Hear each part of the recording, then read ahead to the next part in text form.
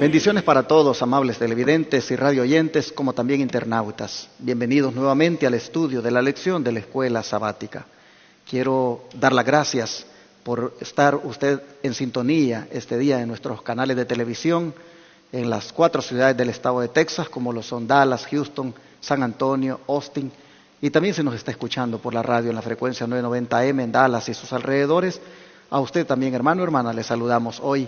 Gracias por ser parte de nosotros en este momento. Quisiera mandar un saludo muy especial a la audiencia del canal 51.3 de San Antonio, Texas, Advenimiento TV. Aprovecho también para decirles que este sábado estaré predicando allí en San Antonio. Este sábado que viene estaré predicando por la mañana. A las 9 en punto comenzará el servicio con la lección de escuela sabática y luego este servidor predicará en el servicio de adoración. ¿Dónde está nuestra congregación en San Antonio?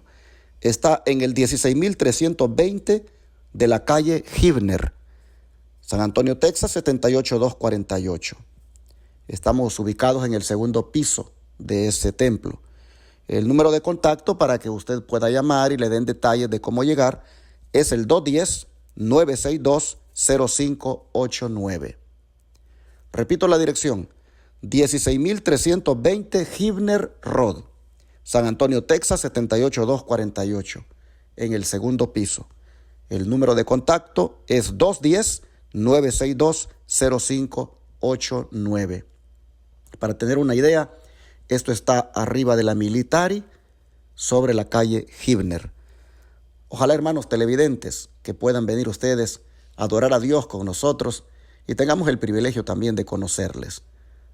Que el Señor les bendiga y esperamos verles este sábado y nos gocemos delante de nuestro Dios. También quisiera invitar a los que miran allá en Houston el canal 57.10 a que nos juntemos este sábado para adorar a Dios por la mañana y por la tarde a las 6 en punto, allá en Houston, dar inicio a esa hermosa vigilia que tendremos hasta las 2 de la madrugada. Recuerden, vigilia desde las 6 de la tarde hasta las 2 de la madrugada en Houston, Texas, en el 1023 Harbor Street, Houston, Texas, 77020. Ojalá que también los hermanos allá en Houston pudieran juntarse con nosotros para buscar la presencia de Dios el sábado por la mañana a las 9 y luego por la tarde a las 6. En la mañana estará predicando el hermano Osvaldo Rosado, el pastor Osvaldo Rosado, quien viene de Oklahoma, estará presentando la palabra por la mañana y luego por la tarde estaremos varios predicadores desde las 6 en punto en esa vigilia. Están todos invitados, mis hermanos. Es día 20 de abril, martes 20 de abril, y estamos listos para estudiar la lección nuevamente aquí con mis hermanos Rodi Reyes, pastor Rafael Pérez. Hermano Rodi, bienvenido. Gracias, pastor. Gracias, pastor. Dios le bendiga. Estamos contentos de estar aquí, por lo menos el pastor y yo, con usted participando de esta hermosa lección, de repaso de esta lección y compartiendo con nuestros hermanos a través del mundo entero, que sé que nos están viendo. Amén. Que el Señor les pueda bendecir allí donde estudien con nosotros esta lección. Pastor Rafael, bienvenido. Gracias nuevamente por invitarnos. Creo que mientras tú introducías ahí mi hermano Rodis, yo decía, wow, qué bonito que dos ministerios muy parecidos, pero diferentes, con el mismo propósito, el ministerio del Evangelio Eterno con Iglesia Advenimiento, o la iglesia del Evangelio Eterno, pues somos ministerio e iglesia a la vez, como sabemos, que estemos unidos en este campamento, en estas lecciones, para traer la palabra de Dios. Así que gracias por la invitación. Gracias, pastor. Y deseo aclarar que cuando el pastor Pérez habla del ministerio del Evangelio Eterno, estamos hablando del ministerio del Evangelio Eterno, el primero que surgió en la historia, amén. El que surgió en el estado de Florida. Ajá. Siempre cuando he hablado del ministerio del Evangelio Eterno, muchos me relacionan con el de California, el que dirige allá el pastor Gambetta, pero la verdad es que casi siempre estoy participando con el Evangelio Eterno de Florida. Así que cuando ustedes escuchen que estoy hablando del Evangelio Eterno con la Iglesia de Advenimiento, que vamos a hacer algo, es con el que está en el estado de Florida, el primero que apareció en la historia. ¿En qué año? Bueno, en el 1990 surge la iglesia ministerio del Evangelio Eterno con este servidor, que por la gracia de Dios la conferencia nos había llamado a trabajar en la ciudad de West Palm Beach, Florida. Y puedo dar un dato rapidito. Claro, claro.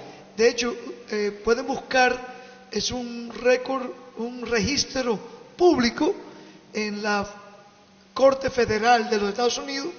Se presenta al Ministerio del Evangelio Eterno o Iglesia del Evangelio Eterno como la primera iglesia y ministerio que gana legalmente a la iglesia corporativa el juicio de llevar el nombre de adventistas, de creyentes adventistas del séptimo día.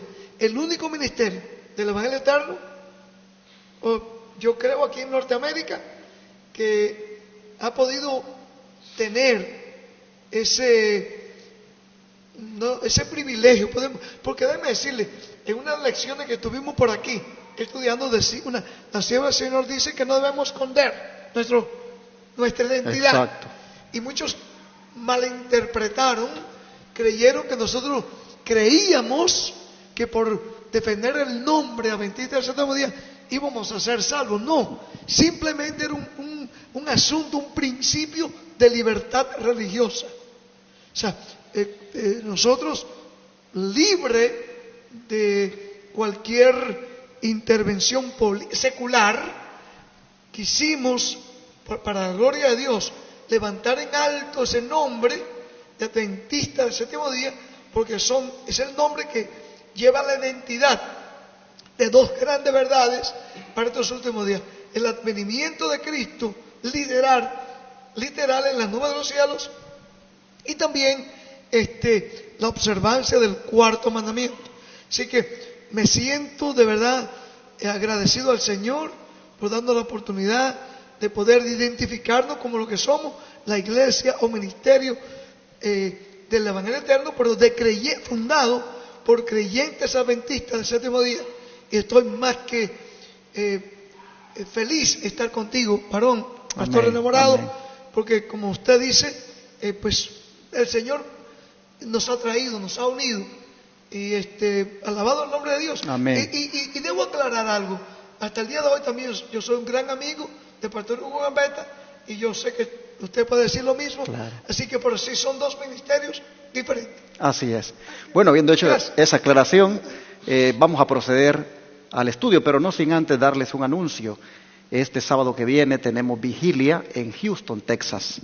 Haremos una vigilia este sábado 24 de abril de 6 de la tarde a 2 de la madrugada. Y la capacidad del templo son 200 personas. Pero animo a los hermanos de la Iglesia de Advenimiento de Dallas y sus alrededores, bueno, todas las iglesias de Advenimiento, les animo para que vayamos a unirnos con los hermanos de Houston en esta vigilia de 6 de la tarde a 2 de la madrugada. Va a estar el hermano Osvaldo Rosado ahí predicando, el hermano Ángelo Barri, este servidor y muchos cantantes que tendremos ahí, ¿verdad?, de la iglesia, entonando alabanzas especiales. Pasaremos una noche muy agradable con nuestro Dios y luego, pues a las 2 terminaremos, porque al siguiente día, domingo, tenemos trabajo en el terreno que Dios nos ha donado para hacer el sanatorio. Estamos limpiándolo, estamos ahí preparándolo y pues nos tenemos que ir para allá, ¿verdad?, al terreno el domingo a trabajar. Ojalá, hermanos y hermanas, que puedan ustedes asistir a la vigilia, y si no pudieran, porque viven lejos, pues esperamos transmitirla para que la disfruten en casa. Vamos a orar para el estudio de esta mañana. Hermano Rodi, ¿quiere orar? Padre nuestro que estás en el cielo, te damos muchas gracias, Señor, porque nos das en este momento la oportunidad de estudiar tu palabra. Te damos gracias, Señor, porque nos das la oportunidad de estudiar, mi Dios, esta lección de escuela sabática tan maravillosa, y queremos rogarte, Padre, que tu Espíritu Santo venga en nuestra ayuda, que tú puedas usarnos como instrumento, Señor, para darle el sentido correcto a tu palabra, y así juntos, mi Dios, ser edificados en el conocimiento y en el crecimiento en Cristo Jesús. Bendícenos y acompáñanos y danos sabiduría, tanto a nosotros como a aquellos hermanos que nos están mirando, Señor. En el nombre de Jesús. Amén. Sí. Amén. Ayer nosotros mirábamos los resultados milagrosos que prosiguieron después que el Espíritu Santo fue derramado en los discípulos. Vamos a concentrarnos hoy en otro de esos milagros, como fue el que ocurrió en el templo. Bajo el subtítulo El milagro en el templo, hermano Rodis, ¿cómo usó el Señor a Pedro y a Juan para realizar un maravilloso milagro en la puerta, la hermosa, del templo? Bueno, según el pasaje bíblico, que es la referencia que tenemos, dice, Pedro y Juan habían subido juntos al templo a la hora novena, la de la oración. Y era traído un hombre cojo de nacimiento, a quien ponían cada día a la puerta del templo que se llamaba la Hermosa, para que pidiese limosnas de los que entraban en el templo. Cuando vio a Pedro y a Juan, que iban a entrar en el templo, les rogaba que les diesen limosna. Pero Pedro con Juan, fijando en él los ojos, le dijo, míranos. Entonces él les estuvo atento, esperando recibir de ellos algo. Mas Pedro dijo, no tengo plata ni oro, pero lo que tengo te doy. En el nombre de Jesucristo de Nazaret, levántate y anda. Y tomándole por la mano derecha, le levantó, y al momento se le afirmaron los pies y los tobillos. Y saltando se puso en pie y anduvo. Y entró con ellos en el templo, andando y saltando y alabando a Dios. Y todo el pueblo le vio andar y alabar a Dios. Y le reconocían que era el que se sentaba a pedir limosna a la puerta del templo, la Hermosa.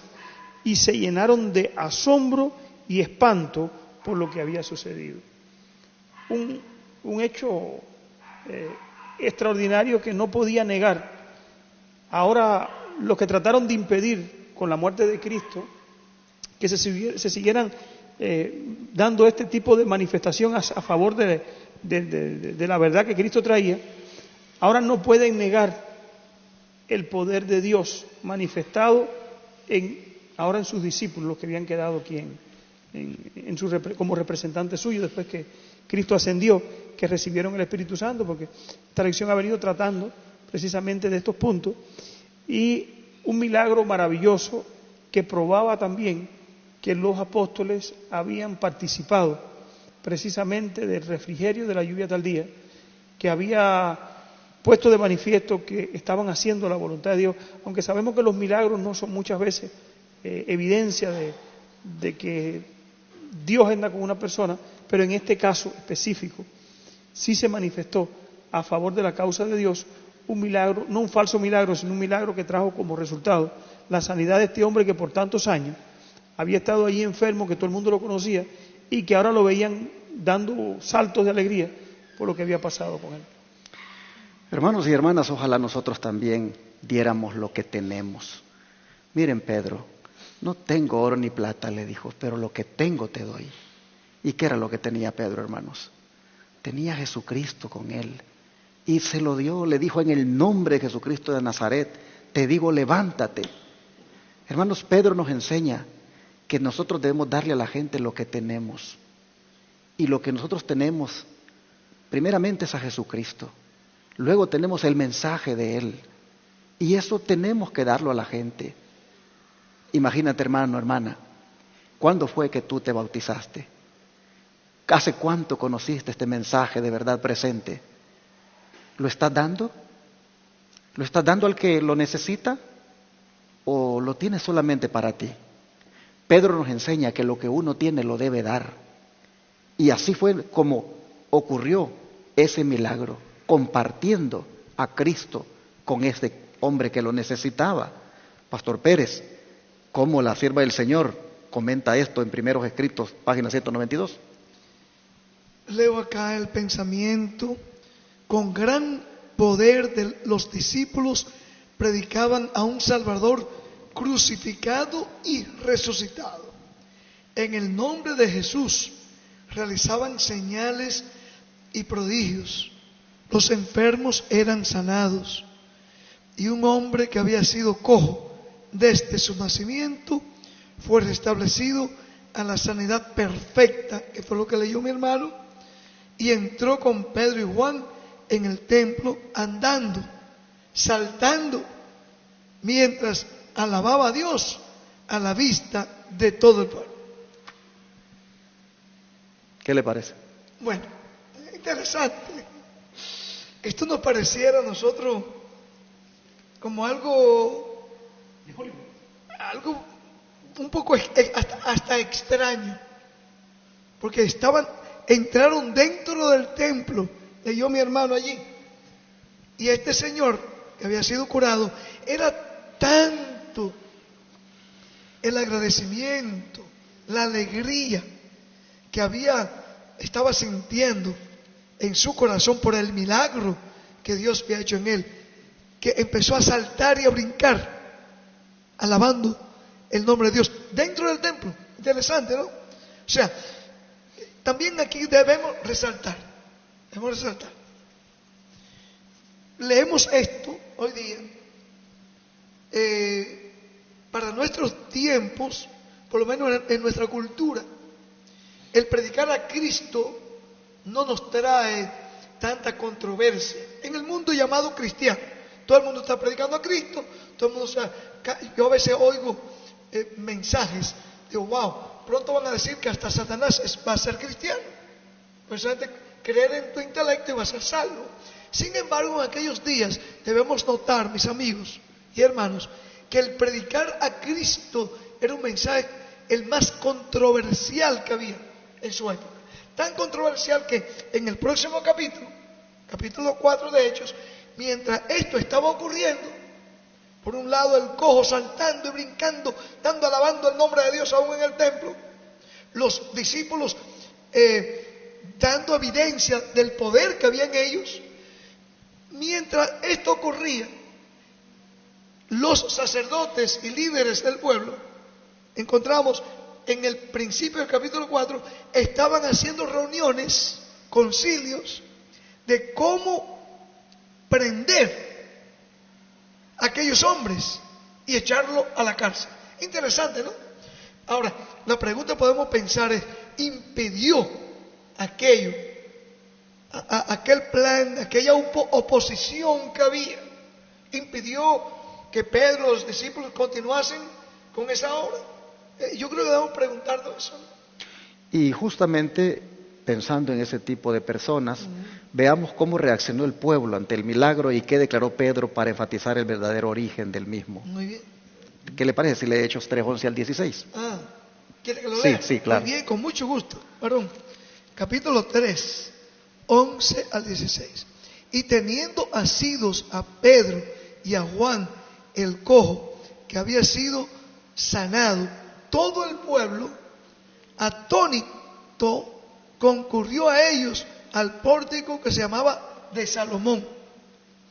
Viendo esto, Pedro respondió al pueblo: varones israelitas, ¿por qué os maravilláis de esto?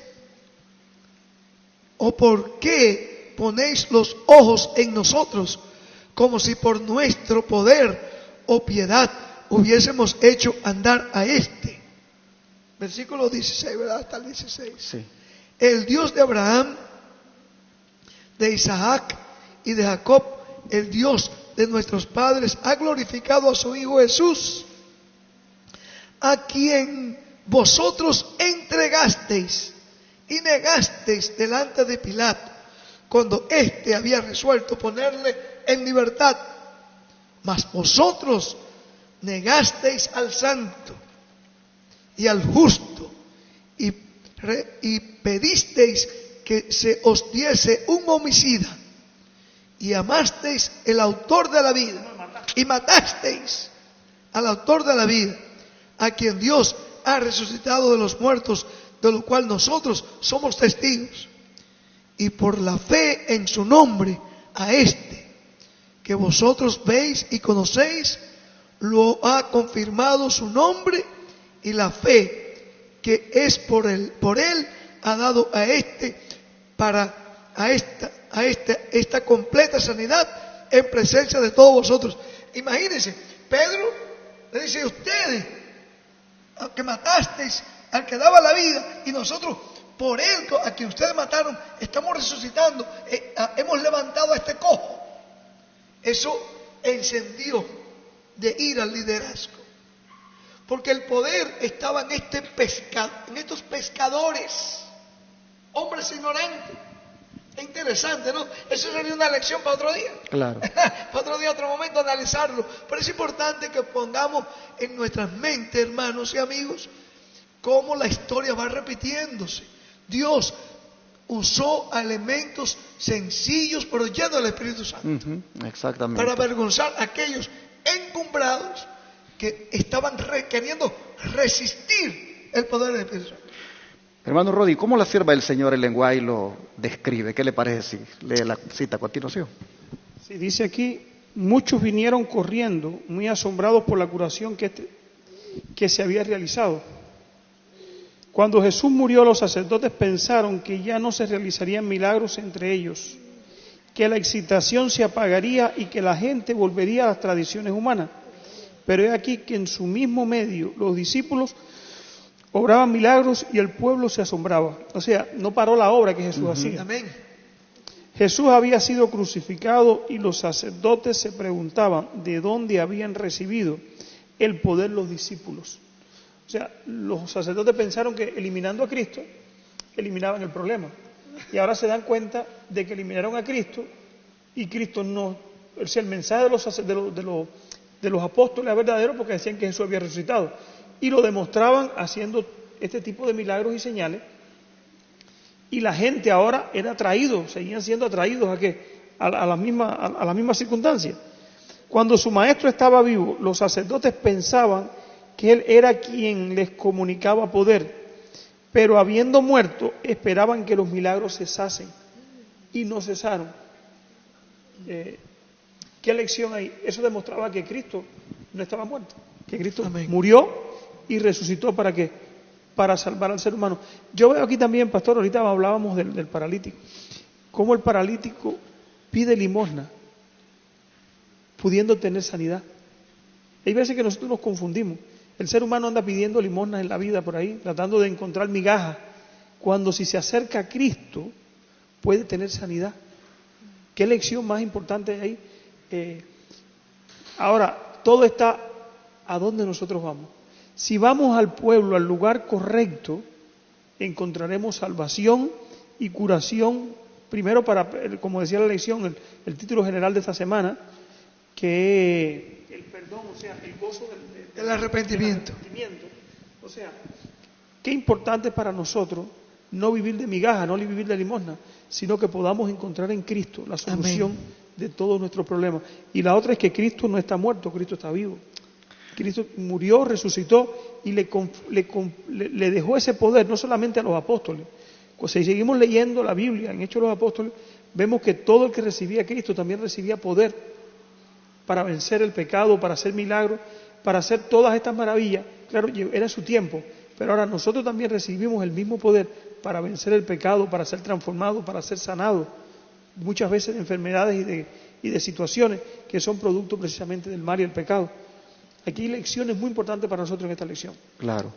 Pero hermano Rodi, ¿cómo fue que Pedro gentilmente le dio a sus oyentes el beneficio de la duda aquel día?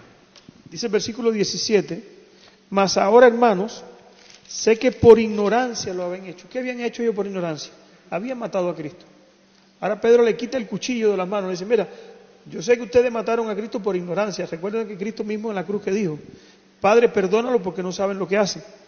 Ahora Pedro, cogiendo esa misma palabra, dice, yo sé que por ignorancia lo han hecho, como también vuestros gobernantes.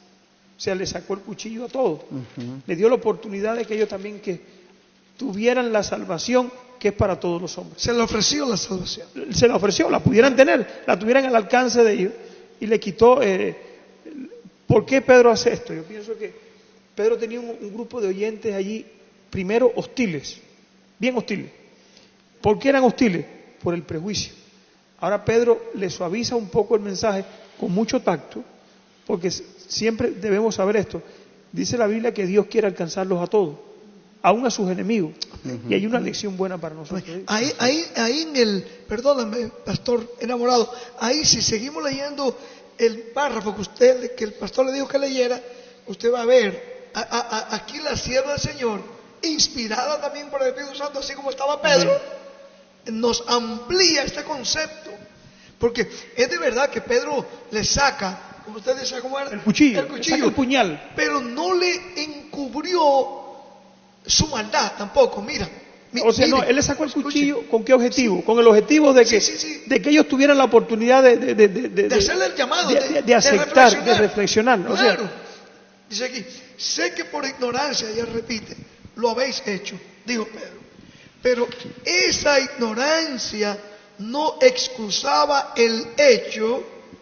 Así va el Señor comentando en el comentario bíblico adventista, tomo 6, página 1056, dice que, pero esa ignorancia no excusaba el hecho, pues habían tenido mucha luz que se les había sido concedida. Se presenta la declaración de que si hubieran sabido que Él era el príncipe de la vida, no lo habrían crucificado. Pero ¿por qué no lo sabían? Es una pregunta. Hace ella, da la respuesta. Porque prefirieron no saberlo. No tenían interés en escudriñar y estudiar. Y su ignorancia les trajo su ruina eterna. Déjame hacer un paréntesis. Es cierto, Pedro con todo tacto trató, y más adelante lo vamos a ver, él le hizo el llamado de nuevo, apelando a lo más profundo de su corazón.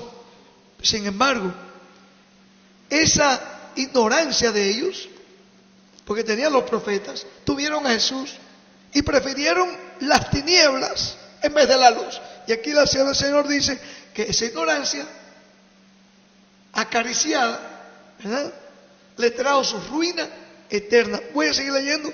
Habían tenido la máxima evidencia para basar su fe, y delante de Dios estaban en la obligación de aceptar la evidencia que les había dado.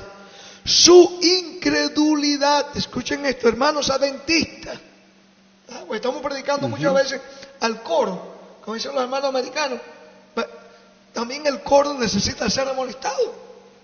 Nuestros hermanos adventistas, para nosotros primero y después para ellos. Claro. Dice aquí, son estas amonestaciones. Dice acá,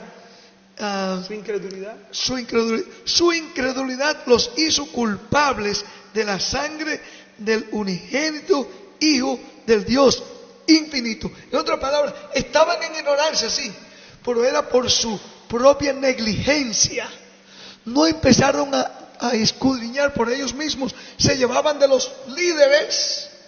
Y en palabras de vida del gran maestro, la sierva del Señor dice que en su gran mayoría el pueblo de Israel pereció porque le pusieron atención a sus líderes, en vez de escudriñar ellos mismos la profecía.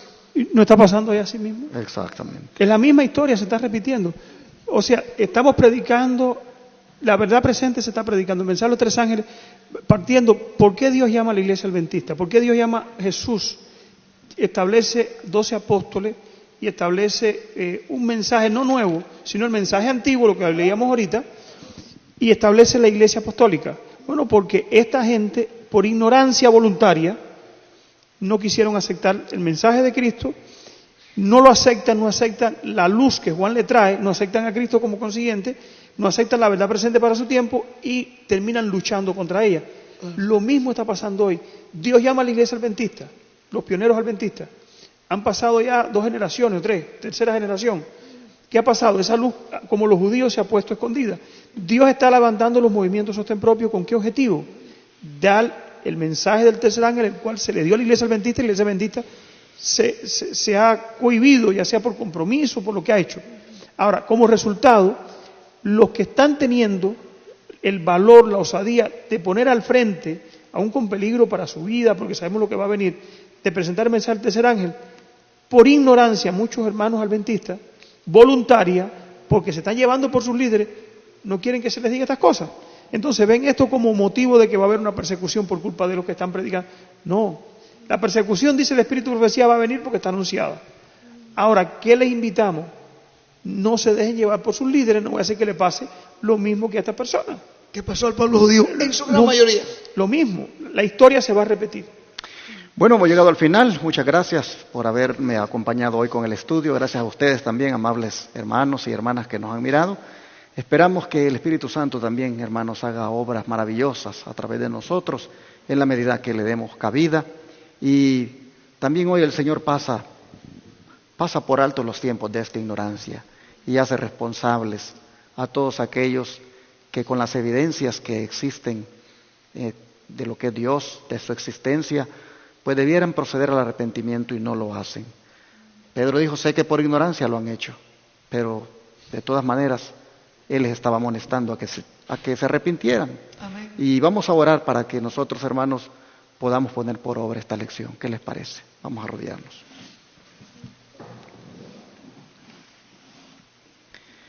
Gracias, Padre, una vez más te damos por estas maravillas que son obradas a través de tu Santo Espíritu, por medio, Señor, de aquellos a quienes Él inviste de poder. Hemos visto, Padre, lo espectacular que fue ese milagro de Pedro y Juan, un milagro hecho por tu Espíritu, a favor de aquel hombre, Señor, que estaba allí en ese templo. Pensamos, Padre, en los milagros que podríamos hacer nosotros también, si de la misma manera nos dejamos usar por tu Espíritu. Así que en este momento nosotros te pedimos que nos limpies, nos purifiques de toda inmundicia, de tal manera que tu Espíritu también tú lo puedas colocar en nosotros y así podamos hacer, Padre, las maravillas que estos discípulos hicieron. Amén. Ayúdanos, Señor, a perseverar en tus caminos, a escudriñar siempre tu palabra y a no claudicar, Padre, entre dos pensamientos, a mantenernos siempre fieles y firmes haciendo tu voluntad. Amén. Lo pedimos en el nombre de Jesús. Amén.